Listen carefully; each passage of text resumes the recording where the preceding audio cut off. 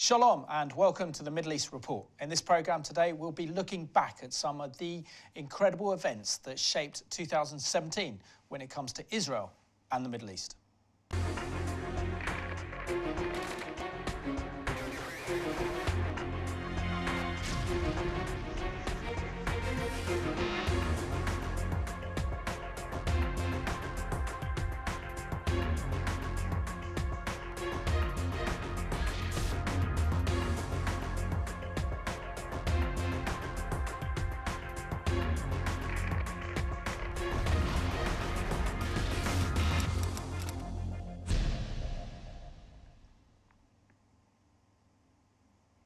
Warm welcome to this end-of-year review as we look back at some of the historical events that took place in 2017 in Israel, the Middle East and the rest of the world. And I'm joined today by my good friend Stephen Jaffe, co-chair of Northern Ireland Friends of Israel. Welcome to this end-of-year review. Thank you, Simon. A huge honour to be invited as your guest for the last programme in 2017. Thank you.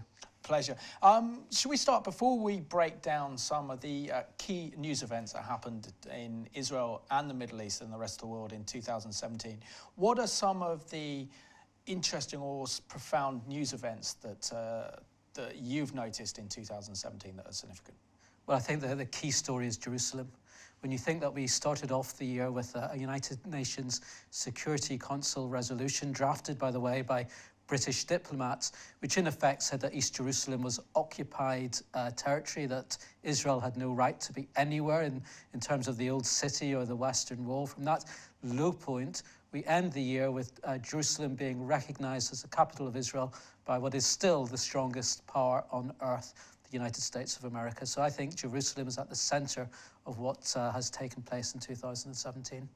Let's look at our first major news story, and this occurred in January 2017 when Donald Trump was inaugurated as American president. Please raise your right hand and repeat after me. I, Donald John Trump, do solemnly swear. I, Donald John Trump, do solemnly swear that I will faithfully execute the office of President of the United States. The office of President of the United States. And will, to the best of my ability. And will, to the best of my ability. Preserve, protect, and defend. Preserve, protect, and defend. The Constitution of the United States. The Constitution of the United States. So help me God. So help me God. Congratulations, Mr. President. With the traditional 35-word sentence uttered, America has its 45th president. And the reign of Donald Trump has properly begun. Central Washington's packed out with crowds for the occasion who applauded Trump's keynote statements. He said there was no room for prejudice in American patriotism and that citizens were now joined in a national effort to rebuild the country. From now on, he promised, it would be America first.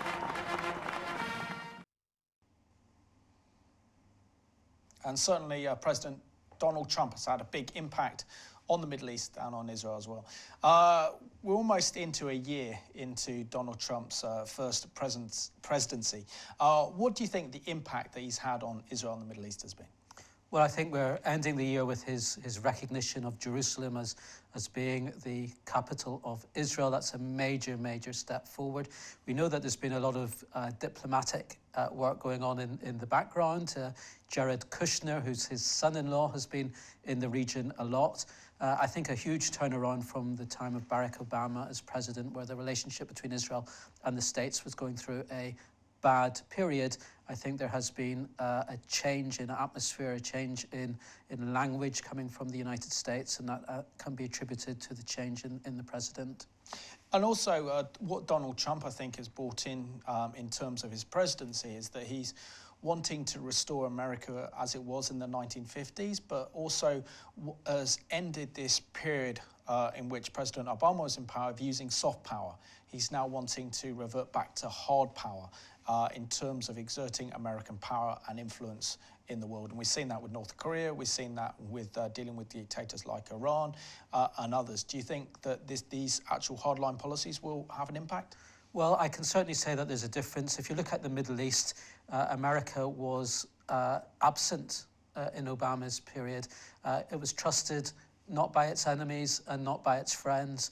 Obama had managed to alienate America's traditional allies in the Middle East, and that vacuum was being filled by Islamic State, increasingly by Iran. So the issues that Trump faces have been, I think, exacerbated and worsened by that period of America's absence from the Middle East and the complete lack of trust that even traditional allies of the United States had for it. So he's up against a particularly, I think, dangerous period.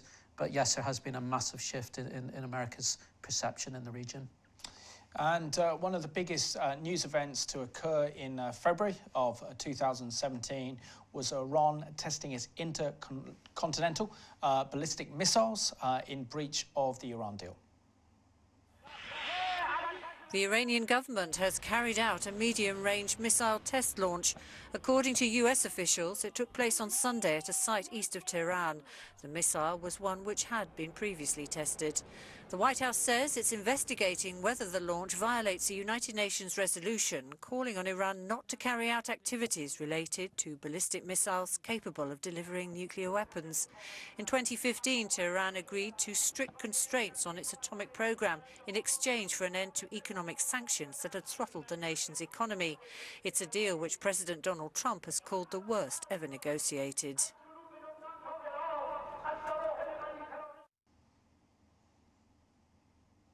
And that was Iran testing her intercontinental ballistic missiles that poses a direct threat not only to Israel, but also to the United States and Western Europe.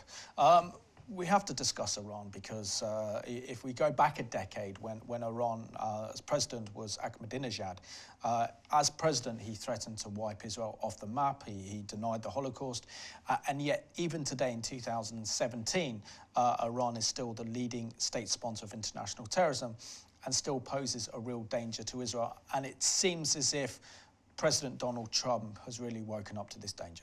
Well, it's a threat, as you say, not just to Israel. It's a threat to the Arab world, and it's a threat to Europe. And they are developing missiles which have a range far beyond Israel, so they could threaten, as you say, Western Europe, even the United States.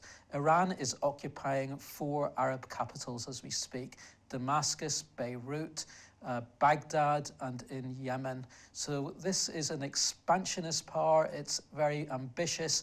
It has certainly got Israel in its sights, but Israel is the first stop for Iran. That's their first target, but it doesn't end there. And I think this is the major story, and it's been a story for a number of years, but as you said, in the past, we've perhaps not been alive to it. But the Iranian threat is growing all the time. They're involved in conflict in Syria, conflict in Yemen. They virtually run the Lebanese government. Their power in Iraq is stronger than ever. So this is a threat which is on the rise. And you're right, we have to wake up very, very quickly, because the nuclear agreement only delays Iran's ability to develop a nuclear weapon, doesn't stop it. And the clock is ticking, Simon. And on the issue of Iran, if they were genuine in wanting an agreement, an honoured agreement to end their nuclear production, because why would Iran want nuclear weapons when, she's the 4th world's supplier in oil and in natural gas, and therefore Iran doesn't actually need nuclear energy. But we know that if her intentions were peaceful, why would then she be testing ballistic missiles?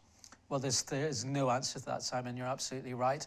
This is a country, as you say, which is oil-rich, which is trying to tell the world that its nuclear program is entirely for domestic energy use, also developing the technology in terms of its missiles to deliver a nuclear attack, as I've said, not just on Israel, but much wider afield. We need to wake up, and we need to expose the absolute lies that Iran has been peddling to the world about its intentions. This is a very aggressive expansionist power. And by the way, nobody knows that more than the Arab states, because they are also under a direct Iranian threat.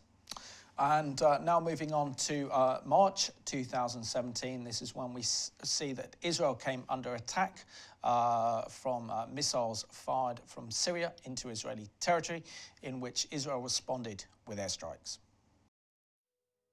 NBC News reports that anti-aircraft missiles were launched from Syria into Israeli-controlled territory early on Friday, following a series of Israeli airstrikes inside Syria. The Israeli military said its warplanes struck several targets in Syria and were back in Israeli-controlled airspace when several anti-aircraft missiles were launched from Syria toward the Israeli jets. Israeli aerial defense systems intercepted one of the missiles, the army said, but did not elaborate. It would not say whether any other missiles struck Israeli-held territory, but it said the safety of Israeli civilians and the safety of the Israeli aircraft were not compromised.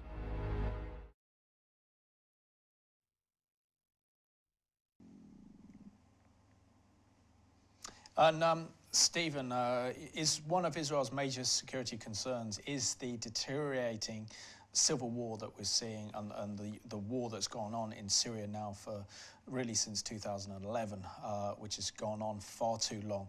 But we know, for example, that Israel is particularly concerned with the Iranian influence. We know that in Iran, that the Iranian Revolutionary Guards, Hezbollah, and even the Russians are backing up Bashar al-Assad in Syria against the Sunni rebels, and to the extent as well that the Iranians have been trying to supply very sophisticated weapons to give to Hezbollah, so Hezbollah can have a foothold in Syria and go closer and closer to the Golan Heights and pose a direct threat to Israeli security.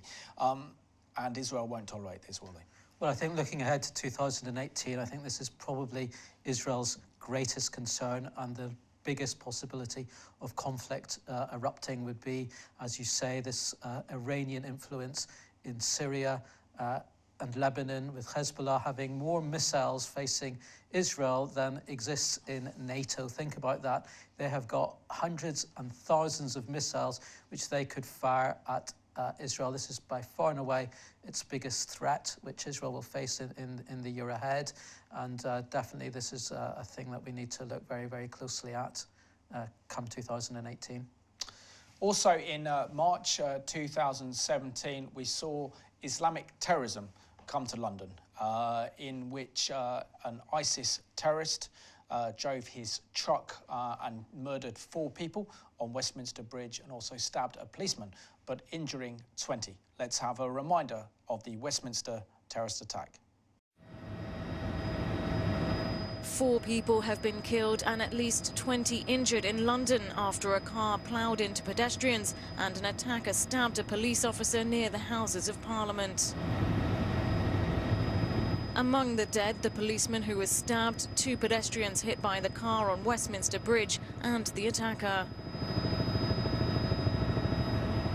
A major counter-terror investigation is underway in the British capital, as the police announced they were treating it as a terrorist incident. The Parliament remained on lockdown for a number of hours. The alleged attacker was shot and killed by armed police after attacking an officer with a knife. There were chaotic scenes when the attack began. According to police, a car was driven over Westminster Bridge, hitting a number of people, including 3 police officers. It then crashed near to Parliament when one man armed with a knife tried to enter the building. Business in the House of Commons, which was in session at the time, was suspended and MPs were asked to stay inside. The Prime Minister, who was just reportedly meters away from the incident, was rapidly moved to safety. The Scottish Parliament suspended debate on the independence vote as the news came in from London. Emergency services were on site within minutes of the attack. 3 French schoolchildren aged between 15 and 16 were among the injured, French officials confirmed, and 2 Romanian citizens were also confirmed among the injured. As Londoners reeled from the news, extra police were deployed in the capital and a security cordon remained around the area as night fell. It comes 1 year to the day after the deadly attacks in Brussels and marks the latest assault in which a vehicle is used as a weapon after the Berlin attack in December. Britain is on its 2nd highest alert level of severe, meaning an attack was considered highly likely.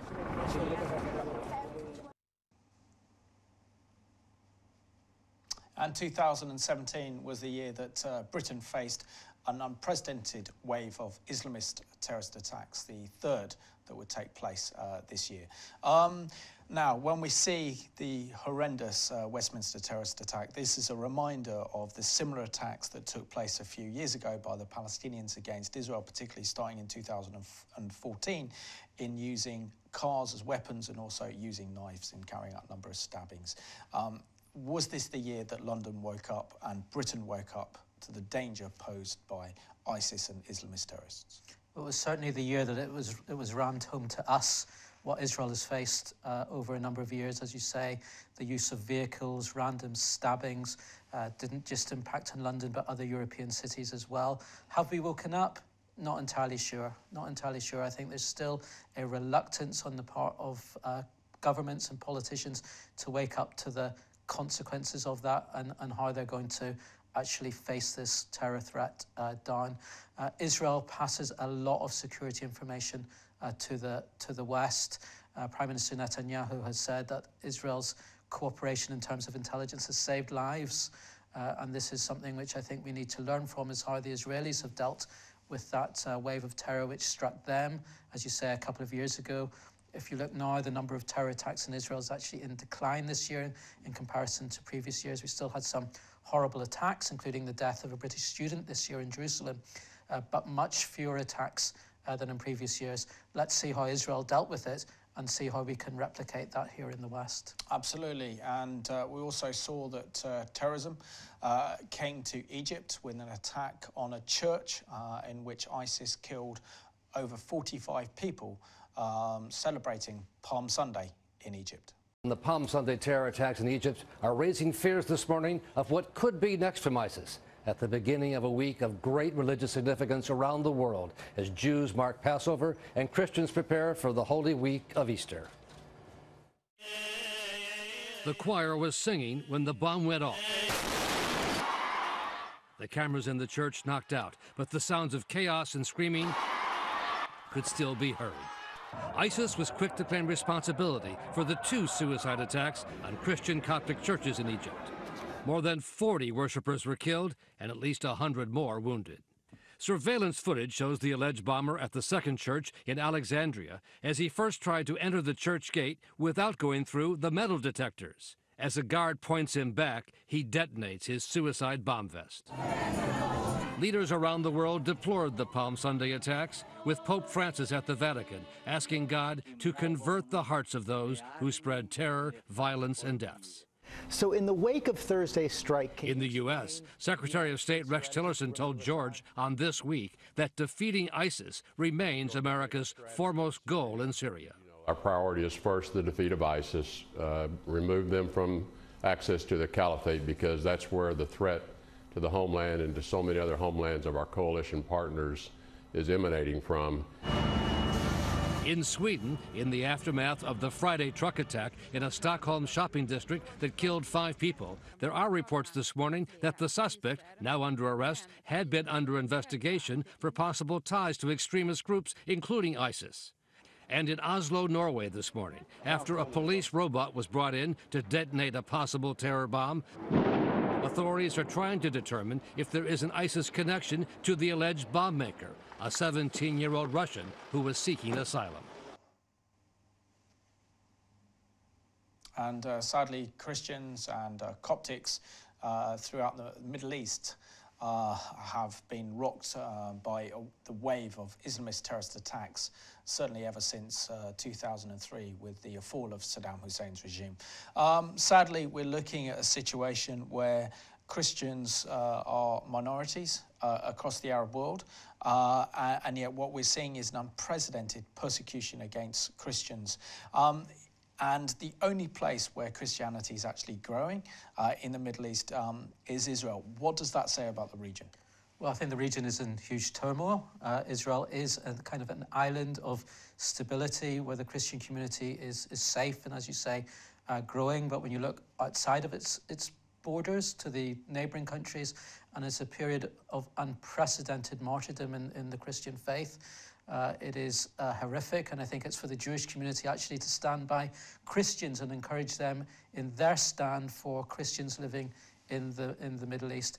We say never again when it comes to the Shoah, to the Holocaust, never again to that kind of ethnic cleansing. The Jewish communities in those Arab countries were ethnically cleansed 40, 50 years ago completely. And we're seeing now this happening to the Christian community and also the Yazidi community. Also, it has to be said, to Muslim minority communities. We have to stand up against this unprecedented and horrific oppression that is happening in our world today. And now on to May 2017. Not only Manchester, but the whole of Great Britain and the Western world was rocked and shocked by the hideous ISIS terrorist attack that killed 22 young people at a rock concert at the Manchester Arena in May. The explosion happened just after American pop singer Ariana Grande was closing a show at the Manchester Arena. Chaos and confusion sent concert-goers, many of them children, screaming and scrambling for the exits. Everyone just started running, people were screaming and crying. Grande had just gotten off stage when the explosion rocked the building. Oh my God. We believe the attacker was carrying an improvised explosive device which he detonated, causing this atrocity. Grande took to Twitter to offer condolences to the victims and her fans, saying, "Broken. From the bottom of my heart, I am so sorry. I don't have words." And today, British Prime Minister Theresa May said the suicide bomber had been identified, but authorities were not naming him right away. And she promised that Britain would work hard to prevent such future attacks. We struggle to comprehend the warped and twisted mind that sees a room packed with young children not as a scene to cherish, but as an opportunity for carnage. But we can continue to resolve to thwart such attacks in future, to take on and defeat the ideology that often fuels this violence. And the mayor of Manchester said the city woke up to the most difficult of dawns following the bombing. It is hard to believe what has happened here in the last few hours and to put into words the shock, anger and hurt that we feel today. These were children, young people and their families that those responsible chose to terrorise and kill. This was an evil act. And speaking in Bethlehem in the West Bank during his first foreign trip since he took office, President Trump spoke for himself and America. As President of the United States, on behalf of the people of the United States, I would like to begin by offering my prayers to the people of Manchester in the United Kingdom. I extend my deepest condolences to those so terribly injured in this terrorist attack, and to the many killed and the families, so many families, of the victims. He said the bombing underscored the message he had delivered over the past several days about the need to confront terrorism. This is what I've spent these last few days talking about during my trip overseas. Our society can have no tolerance for this continuation of bloodshed. We cannot stand a moment longer for the slaughter of innocent people. And in today's attack, it was mostly innocent children. Charlene Aaron, CBN News. Absolutely shocking terrorist attack that took away so many young, innocent lives. It was completely unnecessary. Do you think, Stephen, that this was a result of bad intelligence on behalf of our security services, knowing full well that prior to this year that we hadn't faced a major terrorist attack since July of 2005, and yet here we are within the space of 2 months, 2 devastating terrorist attacks to rock this country, and this time the city of Manchester. Well, Simon, firstly, I think this programme is bringing home to me, and I'm sure viewers as well, just the litany of events and terror and some of the horrific footage that we're watching. It's so easy for us to forget. So I think this programme is really important in just showing us exactly what happened throughout the year. Your point about intelligence, well, I think the intelligence services have said they can't cope, that the number of suspects is in the thousands. They can't follow all of them. We have an issue of Islamic State fighters returning to this country and other European countries. They need to be, I think, interned as soon as they arrive back here. But there are simply too many suspects, too many planned terrorist attacks for our security forces to be able to stop all of them. That, I'm afraid, is a very, very kind of dangerous world that we live in, and it's something which I think we're going to have to really take on board as the resources in dealing with the threat that we face. And Stephen, also in the month of May, as we saw a little bit in the last news item there, that President Donald Trump visited Israel, and he was the first US president ever to go to the Wailing Wall, or the Western Wall, Hebrew, the Hakot al-Hamaravi, and offer a prayer at the wall. What does that mean to Israel and the Jewish people, knowing Donald Trump's friendship that he's shown towards Israel so far during his presidency? Well, I think, as I said at the beginning of the programme, Simon, Jerusalem has been at the centre, really, of events this year, and this came at the middle of the year, his visit to Israel, and in particular to the Kotel, as you say, the first president to visit. So I think what he's done is he's cut through a lot of the, I would say, the obstacles to America's previous engagement with Israel. In other words, we had this incredible situation where America had decided many, many years ago to recognize Jerusalem as its capital, to move its embassy to Jerusalem. But every 6 months, every previous president had signed an order deferring it by 6 months. What a ridiculous situation. And I think Trump, to his credit, has cut through all of that and delivered a promise that he made personally during his presidential election campaign, and indeed all his predecessors had made, but he's actually delivered on it, and I think that is a very powerful and significant factor. Absolutely, we'll be talking about that later on in the programme. Also to occur in May of 2017 was the very bitter and tightly contested French presidential elections, in which Macron became France's latest president.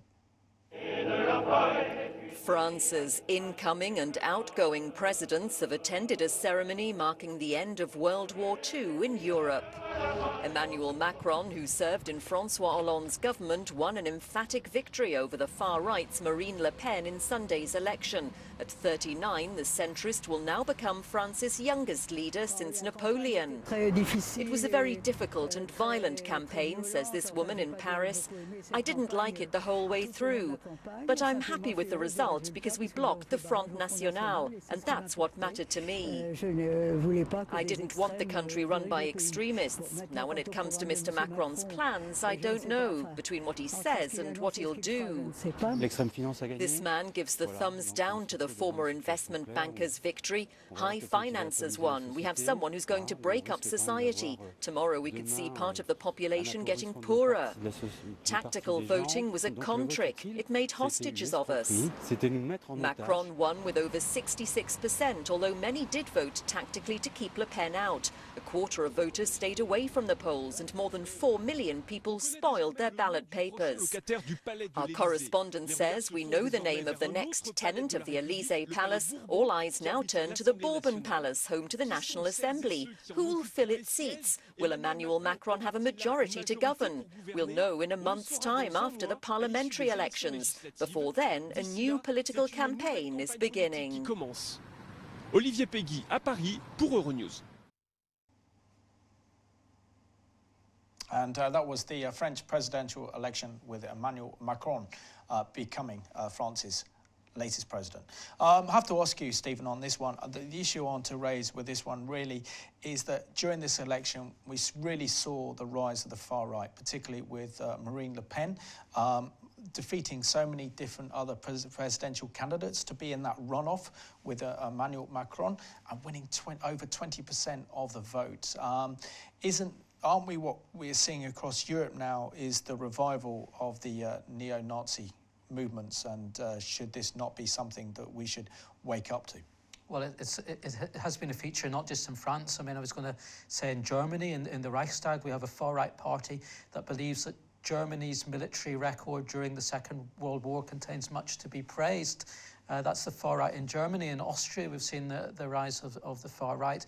And further in Eastern Europe, there's a rise of prejudice and hostility. I think this is a concerning factor, particularly if you're Jewish, I would say. For the Jewish community in the UK, looking at this across Europe, seeing the rise of the far right, and for the Jews living in Europe itself, it is a huge wake-up call. And I would say thank God for the state of Israel, because that is the big difference between the situation now and the situation in the 30s, when similarly we saw a breakdown of kind of central politics and the rise of extremes. Today, the Jewish community, the Jewish people have its own state that will take us in if we need it, whenever we need it. And that is something that is a hugely reassurance to the Jewish community, and a big difference. But this rise of extremes, whether it's of the left or the right, is a concern not just for Jews, it's a concern for anyone who believes in a Europe which respects freedom of worship, democratic principles. They're all under threat in a way that I didn't think, as growing up, that I would ever see.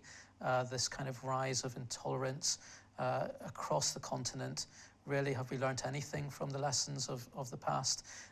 This is a huge question, I think. And very briefly, very quickly, on President Macron, there seemed to be a thawing of relations between Israel and France, and in December he has invited the Israeli Prime Minister Benjamin Netanyahu on a state visit to France. Doesn't that showing a warming of relations between France and Israel? Well, I hope so, Simon. I think it's probably a bit early to be conclusive about that. He's talking very strongly about anti-Semitism in France. He's acknowledged that it's a deeply rooted problem in French society, so there is hope. Then again, he has come out against Trump's recognition of Jerusalem. France has always played it one way or another, so let's see how that works out next year. Also in May of 2017, we saw the re-election of the Iranian President Rouhani, who increased his votes by 8 million. So now moving on to the month of June. In June, we witnessed the incredible celebrations in Israel as Israel celebrated the 50th anniversary of the liberation and unification of Jerusalem during the Six-Day War.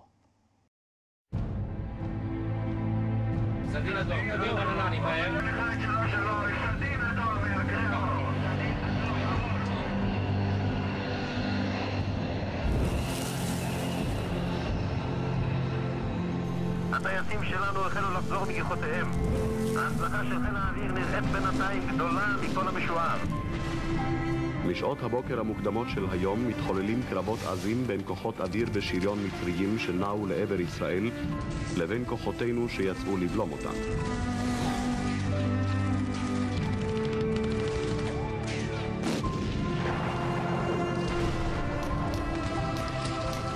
בלב חיילינו מפעמת רוח גבורה.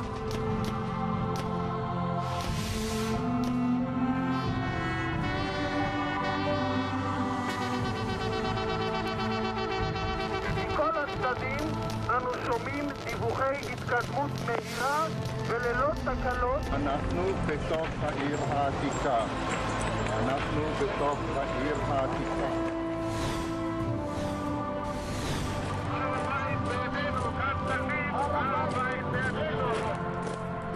עמדנו בהתמודדות צבאית בו זמנית כנגד צבאותיהן של 4 מדינות ערב והקינו אותם באופן מוחלט.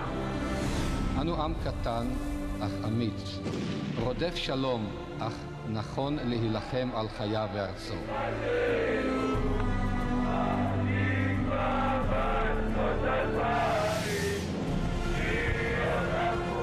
לא רצינו במלחמה.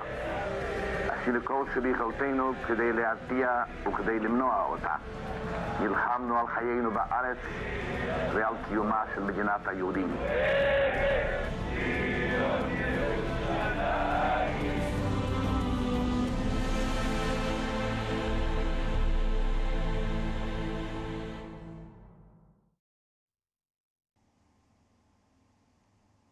So in June of 2017, Israel and the Jewish community worldwide celebrated the 50th anniversary of the liberation and unification of Jerusalem. I have to ask you, what did this historic 50th anniversary of the liberation and unification of Jerusalem that occurred during those miraculous 6 days during the Six-Day War mean to you? Well, Simon, it was just an incredible year of anniversaries generally, 120 years from the first Zionist Congress, for example. The Six-Day War, when Israel faced destruction, when the Arab nations around it really felt that they were going to destroy Israel, and how that was turned around in 6 days to a miraculous victory on three fronts: against Syria, against Egypt, against the combined Iraqi and Jordanian army, this tiny, tiny state of only 2.5 million people. To me, it was miraculous and something of biblical proportions, really, facing destruction and turning it around in such a short period of time. Absolutely incredible, and how blessed we are as a generation.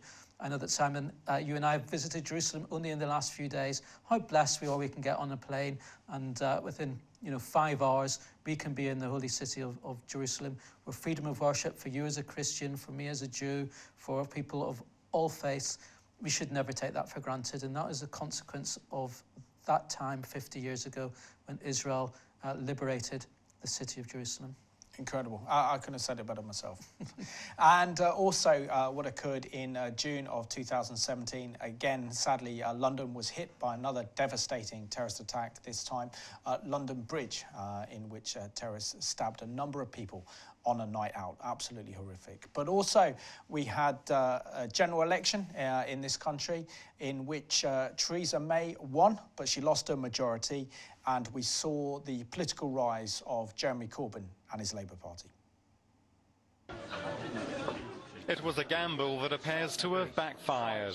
Exit polls after the UK snap election suggest the Conservatives, led by Theresa May, could lose their majority with a hung parliament. May is defiant amid calls to resign after voters denied her a stronger mandate for Brexit talks with the European Union. At this time, more than anything else, this country needs a period of stability.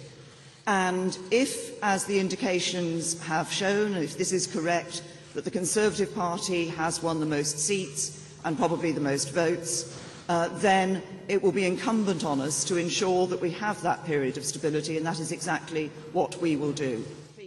One latest estimation says the Conservatives would win 318 of the 650 seats in Parliament, 8 short of a majority, with Labour winning 267.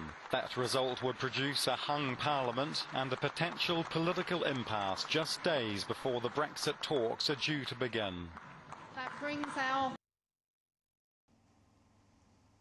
And that was the British general election in 2017. Just very briefly on this one, we have seen the rise of Jeremy Corbyn. No one gave him any hope during that election, and yet he won 40% of the vote. And this is from a leader who's actually admitted that he's of the hard political left, says Hezbollah and Hamas are his friends, refuses to mention the word Israel, and under his leadership we've seen really the huge increase in anti-Semitism within his party. What does that say about the state of affairs in Britain today? Very, very concerning. I mean, we could perhaps be months away from having an anti-Zionist prime minister, and what does that mean for the Jewish community? What does that mean for Friends of Israel? Generally, well, it is a very, very stark prospect, and this is something which I think will be a terrible thing, not just for Israel, but actually for Britain. This rise of extremism, whether it's on the right or the left, and I put Corbyn on the extreme left, would be a disaster for this country, and Israel would be at the sharp edge of that disaster, no doubt. Absolutely. So now moving on to July 2017. This time we saw a violence break out on the Temple Mount as Israel tried to impose security restrictions on worshippers wanting to worship on the Temple Mount. The police were braced for possible violence, but in the end, Friday prayers were relatively peaceful. After the Israeli authorities set an age limit of 50 on those who could enter Jerusalem's Al-Aqsa Mosque, Many young people prayed in nearby side streets. Extra police stood guard throughout the old city after 2 weeks of Palestinian demonstrations over security measures imposed by Israel, but then later removed. Israel made a U-turn on the installation of metal detectors and security cameras at the site amid international pressure.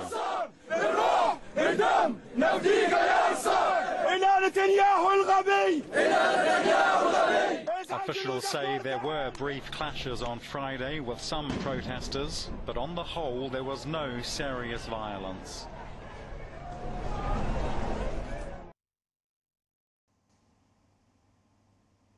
And let's ask ourselves, why did this happen?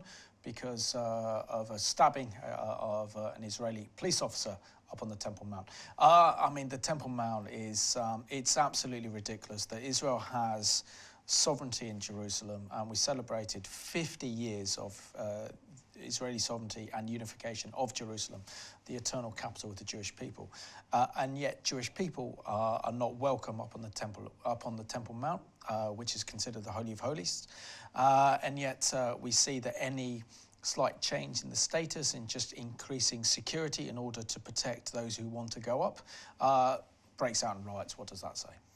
Well, I think the important point is that it's only under Israeli sovereignty that Jerusalem has freedom of worship, because we can see what it would be like under, God forbid, a Hamas administration in Jerusalem. It would not be a place that you or I, Simon, would be welcome to visit or to worship. When Israel placed security restrictions, it was on the back of the death of actually 2 policemen from the Druze community who were serving there to protect worshippers.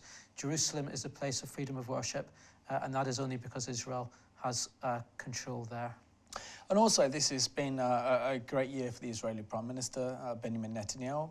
Not only did he have a very, very important visit by the Indian Prime Minister, Modi, in which the two showed the incredible strength and depth of relationship between Israel and India. We also saw that Benjamin Netanyahu had many foreign visits, including South America and also Africa. Is this the year that Israel really reached out to the rest of the world? Hugely, hugely significant. Absolutely. I think Israel has had a fantastic year diplomatically, as you say, looking beyond its traditional partners in Europe, which have not always been friendly to Israel, let's be honest, looking to Africa, where there is a huge hunger for Israeli technology and development and things like cybersecurity and intelligence. So Israel has a lot to give the world, and I think this is the year that the world is actually, in many parts, many countries have actually turned to Israel and say, we need you, and that is a hugely positive development in 2017. And we're now moving on to August 2017, and again, terror strikes in Europe, this time in Barcelona, in which over 13 people were murdered on the streets of Barcelona. The 2 attacks came within hours of one another. The first one late Thursday afternoon in Las Rambles, a popular tourist spot in Barcelona.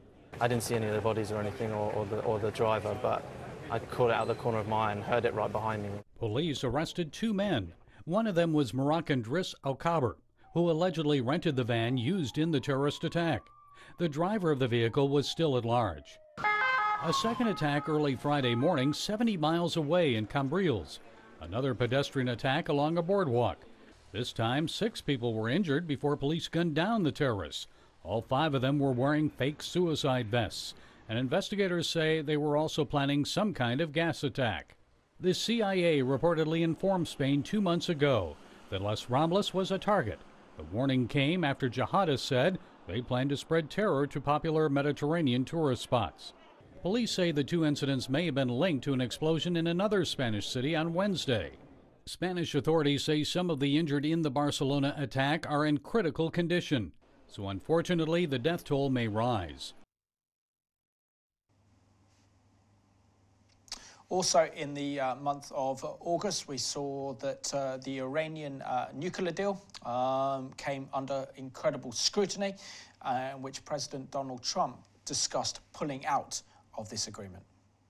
Iran's President Hassan Rouhani has opened the academic year at Tehran University with a riposte to President Donald Trump's threat to decertify the nuclear deal with Iran. During his presidential campaign, Trump said he would scrap the agreement, and this may come as early as next week. The nuclear negotiations and deal have achieved benefits that are irreversible. Nobody can roll them back, neither Mr. Trump nor 10 other Trumps. The White House insists Iran is breaking the spirit of the deal, continuing to support Hezbollah in Lebanon and using the Revolutionary Guard in Syria to support President Assad. Trump has promised new responses to tackle the two issues. On Friday, the Nobel Peace Prize went to the world's foremost pressure group campaigning to outlaw nuclear weapons altogether. And Stephen, it's really the Israel being under the shadow of the Iranian nuclear threat that has brought the Saudis and Israel together like we haven't seen before in modern history, in the sense that the Saudis reaching out, even some of the Saudi clerics calling for normalization, not peace with Israel, normalization with Israel. How is the Middle East changing under the umbrella of the Iranian nuclear threat? Well, it's hard to say because a lot of this is still going on under the surface. But as you say, even the pronouncements coming from the Arab world are things that we probably never expected ever to hear. When I was in Israel recently, there was a visit of clerics from Bahrain. That was a startling thing. You're right. Underlying it is a common fear of Iran and the sense that the entire region is under threat by this expansionist part, who, as I've said, is active right across the Middle East. You can talk about a Shia crescent from Iran itself, through Iraq, through Syria, into Lebanon, right to the borders of Israel. But this threatens the entire Middle East, and there are many Arab states who are looking to Israel as being a bulwark, a strong power in the region that can stand up to Iran. And very briefly on that one, it's only those nations that have really entered into a peace agreement with Israel, such as Egypt and Jordan, are the only stable Arab nations. Incredible. Also, looking on to September 2017, we saw the 120th anniversary of the first Zionist Congress in Basel, Switzerland, led by the father of Zionism, Theodor Herzl. And now moving on to October 2017, we saw the assassination of the White Widow, leading member of ISIS in Syria.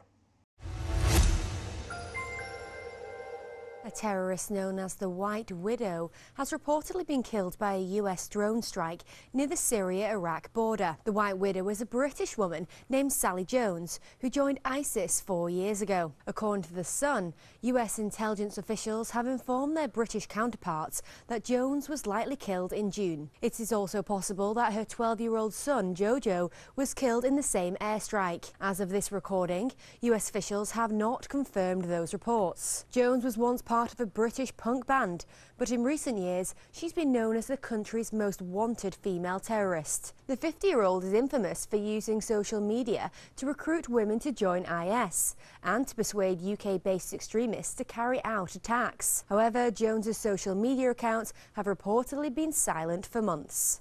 For United News International, I'm Rachel Latham. And the assassination of Sally Jones, known as the White Widow, was an indication that we saw the crumbling of ISIS and their proposed Islamic State in both Syria and also in Iraq. This was very symbolic. Sally Jones was the main recruiter on behalf of ISIS. She bought so many of these so-called virgin brides for the jihadists. And also towards the end of 2017, we really saw the collapse and the defeat of ISIS in Iraq, and now we're seeing their defeat in Syria. What does that mean for the region? Well, actually, I'm interested in what it means for the West as well, because I think we're going to see return of their fighters. They're going to try and get back to their home countries, and that is a recipe for terror. And so I think that is a major, major concern. I think also Iran filling the vacuum is another concern, because the collapse of Islamic State will be seen as an opportunity by Iran to increase its influence, and really choosing between the devil and the deep blue sea there, between on one hand ISIS, on the other hand Iran. And in November of 2017, we remembered and celebrated the 100th anniversary of the signing of the Balfour Declaration that helped pave the way for the re-establishment of the State of Israel. It's 100 years since the Balfour Declaration, a letter written by then UK Foreign Secretary Arthur Balfour to prominent British Jew Lord Walter Rothschild. It stated the UK government's desire to establish in Palestine a national home for the Jewish people. Israelis see the declaration as leading to the birth of the State of Israel. Palestinians want Britain to apologise for what it says is an injustice done to the Palestinian Arabs. However, the British government is celebrating the anniversary. Theresa May has described the Balfour Declaration as one of the most important letters in history. It demonstrates Britain's vital role in creating a homeland for the Jewish people, and it is an anniversary we will be marking with pride. Born of that letter and the efforts of so many people is a remarkable country. She described Israel as a thriving democracy, a beacon of tolerance and an engine of enterprise. For it is only when you walk through Jerusalem or Tel Aviv that you see a country where people of all religions and sexualities are free and equal in the eyes of the law. And thousands of Christian Zionists celebrated the signing of the Balfour Declaration 100 years on. We saw a show of force, didn't we, of a number of Christian Zionists, particularly the incredible event that was organised at the Royal Albert Hall to celebrate the 100th anniversary of the signing of the Balfour Declaration. Well, I was there, Simon, and I was privileged to be there. It was a huge encouragement for me as a member of the Jewish community to see the Royal Albert Hall packed with supporters coming from all over the UK. I sat with a group who had travelled down on a minibus from Stoke-on-Trent. Jersey Friends of Israel had come as a contingent. There were a couple of rows behind me. What a fantastic platform for Christian Zionism. We haven't seen that in this country for many years. And what I think is a really exciting and positive prospect for the year ahead is how we build on that, show of Christian support for Israel and working together between Jews and Christians. This is something which I see as a tremendous opportunity in the year ahead. Absolutely. Now moving on to December 2017, probably the most extraordinary event of the year, and this is President Donald Trump recognising Israeli sovereignty in Jerusalem and proposing to move the embassy from Tel Aviv to Jerusalem. Israel's Prime Minister has predictably welcomed President Donald Trump's recognition of Jerusalem as Israel's capital, calling it an historic day.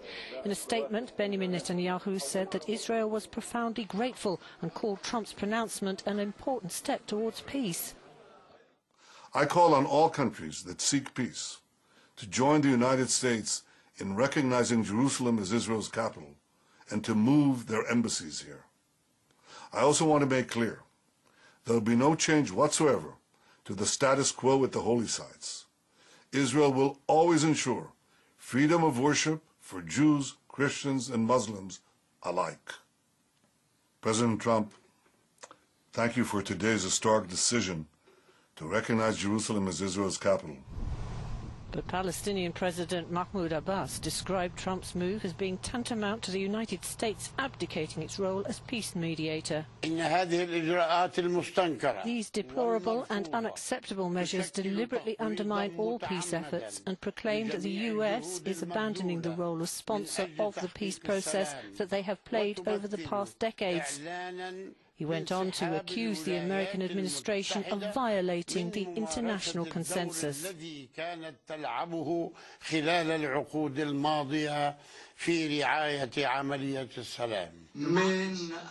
the Palestinian Islamist Hamas group has issued a strong statement warning that the move will open the gates of hell and urged Muslims to undermine US interests in the region.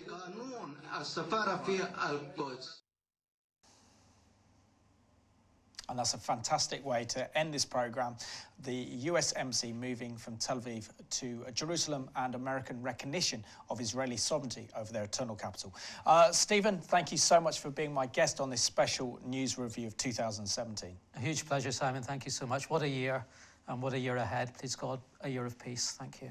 And I just want to thank you all for watching today's News Review special on the Middle East Report. And I want to wish our wonderful viewers a very happy and special 2018. In 2018, let's continue to be strong for Israel. Let's continue to stand up for Israel and the Jewish people, and let our voices be heard loud and clear in this coming year. So thank you for watching this special news review of the Middle East Report of 2017.